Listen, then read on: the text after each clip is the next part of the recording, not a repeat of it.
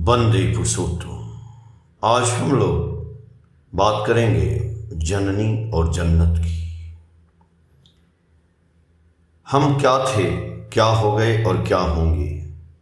अभी आओ विचारें, आज मिलकर हम सभी भारत को विश्व गुरु से महामंडित करने वाली माँ, जिन्होंने श्री राम, श्री कृष्ण, महात्मा बुद्ध, रामकृष्ण परमहंस, चैतन्य महाप्रभु, गुरु नानक, शंकर देव आदि जैसे महात्माओं को इस पावन भूमि पर अवतरित कर विश्व को नेतृत्व प्रदान किया, आज वही पश्चिमी सभ्यता की डायन बनकर, पिछलग्गू बनकर भारत की आर्य कृष्टि को विध्वंस करने में लगी है।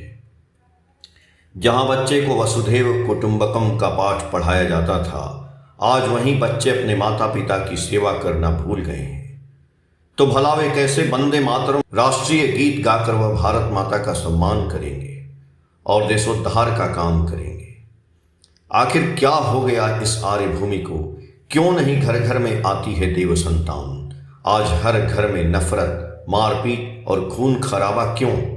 हर घर की तस्वीर को मैं अपनी कविता की निम्न पंक्तियों से प्रदर्शित करना चाहता हूं।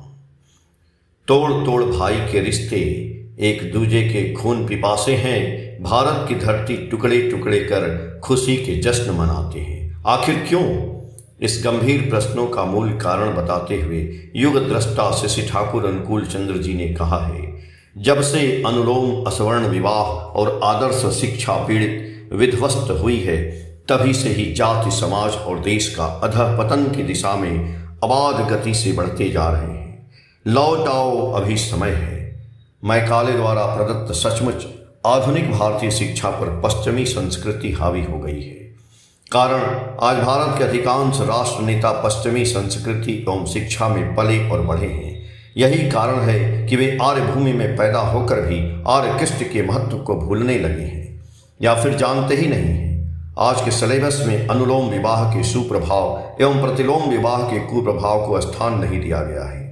प्रजनन विज्ञान जो सुसंतान पैदा करने की कला बताता है, को महत्व नहीं दिया गया है। तामसी भोजन का दुष्प्रचार जोरों से है। संडे हो या मंडे, खूब खाओ वनडे। पुरुष नारी की समानता को हवा बनाकर पतिव्रत धर्म का मजाक उड़ाया जा रहा है। आरक्षण के नाम पर विद्वानों को उत्पादक कार्यों, प्रोडक्टिव एंड प्रोग्रेसिव वर्क से वंचित किया जा रहा है। मानव भक्ति को भूलकर प्रवृत्त खाओ पियो मौज करो का गुलाम बनकर काल के काल में समा रहे हैं। भाव पीढ़ी दिशी हारा होकर पश्चिमी संस्कृति की बुराइयों को सीखकर पशु तुल्य बनते जा रहे हैं। समय रहते यदि मातृ जगत सावधान नहीं होंगे तो इसका दुष्परिणाम पूरे देश को भुगतना पड़ेगा, और उन्हें भी, क्योंकि किसी भी राष्ट्र का आधार स्तंभ वहां की नारी होती है।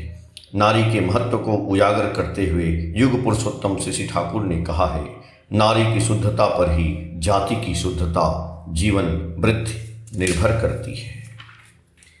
माता की महानता को अस्वीकार करते हुए नेपोलियन ने कहा था, if you give me good mother's I will give you good Nations.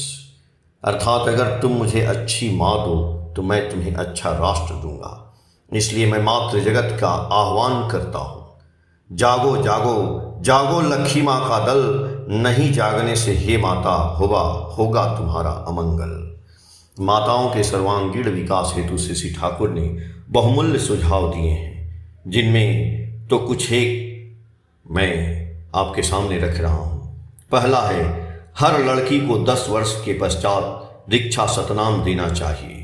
कारण पवित्र ग्रंथ बाइबल में कहा गया है, साउंड इज गॉड, अर्थात बीज मंत्र सतनाम ही भगवान है। दीक्षा लेने से मानव युग पुरुषोत्तम से युक्त हो जाते हैं और उनके उपदेशों, आदर्शों को अपनाकर उन्नत बन जाते हैं। जैसा कहा गया है, a man is shaped and fashioned by what the loves, अर्थात मनुष्य जाता है, सचमुच सुसंगत से गुण होता है, कुसंगत से गुण जाए। दूसरा, नारी को अपने वैशिष्ट्य के अनुसार जीवन व्यतीत करना चाहिए, ना कि पुरुष के चाल चलन को अपना चाल चलन बनाना चाहिए। इस संदर्भ में शशि ठाकुर ने कहा, नारीर पावे पुरुष चला आ पुरुष नारीर मतन, पागला कथाए फोकला माने दुए रही ए रे मन।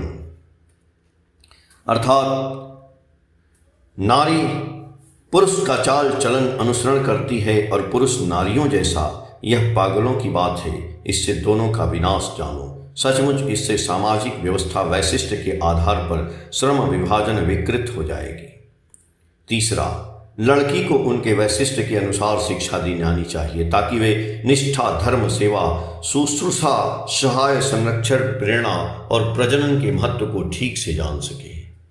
चौथा, सात्विक आहार खाना अच्छा है, कारण तामसी भोजन, मांस, मछली, प्याज, लहसुन आदि खाने से स्मृति शक्ति कम होती है, स्फूर्ति की हानि होती है, रिपु की उत्तेजना बढ़ती है, आयु क्षय होती है, ध्यान की ज्योति स्पष्ट नहीं देखी जाती है, रोग अधिक होता है।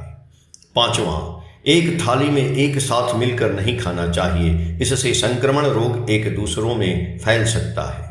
रोगी होकर दूसरों की सेवा नहीं करनी चाहिए, इससे उनके रोगों का संक्रमण दूसरों में हो सकता है। अतः शरीर और कपड़ों की सफाई के साथ साथ मन की सफाई करना अत्यावश्यक है। इसके लिए श्री ठाकुर ने निर्देश दिया है, उषाय निशाय मंत्र साधन, चलाए फिराए जप, यथा समय इष्ट निर्देश मूर्त कराए तप। अर्थात हर समय इष्ट निर्देश को व्यवहार में परिणत करके चलने से मंगल होता है। छठवां, नारी को अनुलोम विवाह करना चाहिए।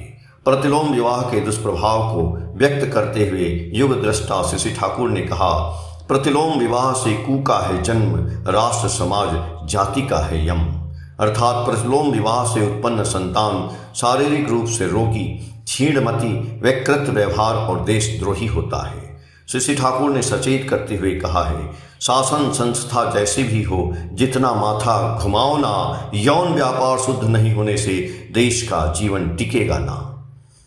सातवां, हर नारी को प्रजनन विज्ञान अपने जीवन में चरितार्थ करना चाहिए। प्रजनन विज्ञान बताता है, सहवास के समय नारी जैसा मनोभाव खुद के साथ साथ पति में पैदा करती है, वह वैसी मनोभाव वाली संतान की जननी बनती है। अतः सहवास के समय नारी को धार्मिक भाव में लीन रहकर पति को धार्मिक भाव में उद्बुद्ध कर देना चाहिए, तभी वह धार्मिक संतान की जननी बन सकेगी। इसलिए श्री ठाकुर ने कहा, विवाह को खिलौना या मनोरंजन का साधन मात्र मत समझो। सचमुच जिस प्रकार गधे को ट्रेनिंग देने से घोड़ा की भांति दौड़ नहीं सकता, उसी प्रकार कुसंतान के लिए पानी की तरह रुपए पैसे बहाने पर भी वह सुसंतान नहीं बन सकती। आठवां, हर नारी अपने बच्चे को जन्म से निर्धारित समय तक ना तो निज दूध से वंचित करना चाहिए और ना उन्हें 5 वर्ष के पूर्व छात्रावास की काली कोठरी में बंद करना चाहिए। इससे बच्चे का शारीरिक एवं मानसिक विकास कुंठित हो जाता है। इतना ही नहीं, उन्हें छात्रावास के छात्रों के साथ अधिक प्यार हो जाएगा। यही बच्चे आगे चलकर अपने माता पिता को कहेंगे, हमारे अंगने में तुम्हारा क्या काम है। 9वां, हर नारी को सद्गुरु के गुणों को अपने जीवन में चरितार्थ कर घर देवघर बना लेना चाहिए, कारण परिवार सामाजिक जीवन का सर्वोत्तम पाठशाला है। इसीलिए श्री ठाकुर ने सावधान करते हुए कहा, अपने ससुर, स्वामी, देवर, ननद एवं समीपवर्ती लोगों के प्रति संबंध को जैसे वाक व्यवहार से विकसित करोगी, तुम्हारी संतान संततियों की प्रवृत्ति भी वैसी प्रगति लाभ करेगी। इसलिए यदि बच्चे का मंगल चाहती हो तो अपनी टान एवं कर्तव्य के प्रति विशेष करके ही नजर रखो। इस प्रकार अगर हम नारी आदर्श में आदर्शवान होकर परिवार एवं समाज को आदर्शवान बना दें तो भारत में स्वर्ग राज्य स्थापित हो जाएगा। जैसा कहा गया है, माँ के कदमों में जन्नत होती है। माताओं को मार्गदर्शन करते हुए परम दयाल श्री ठाकुर ने कहा, तुम्हारी सेवा, तुम्हारा चलन, तुम्हारी चिंता, तुम्हारी कथनी पुरुष जन साधारण में ऐसा भाव पैदा कर दे जिससे वे नतमस्तक नत जान हो, ससंभ्रम भक्ति गदगद कंठ से माँ मेरी, जननी मेरी कहते हुए मुग्ध हो, बुद्ध हो, तृप्त हो, कृतार्थ हो। कभी तो तुम कन्या हो, तभी तो तुम हो सती। सचमुच नारी चेतना राष्ट्र चेतना, नारी शक्ति राष्ट्र शक्ति, सतगुरु शासित जननी जन्नत दायिनी होती है। अतः मैं एक कविता के द्वारा माताओं से प्रार्थना करता हूँ, ठाकुर धर्मराज में हे धर्म परायणा, जलाओ अनुलोम विवाह की बाती, धन्य हो भारत की धरती, लौटा दो कार्तिक गणेश लक्ष्मी और सरस्वती। वंदे पुरुषोत्तम। जय गुरु।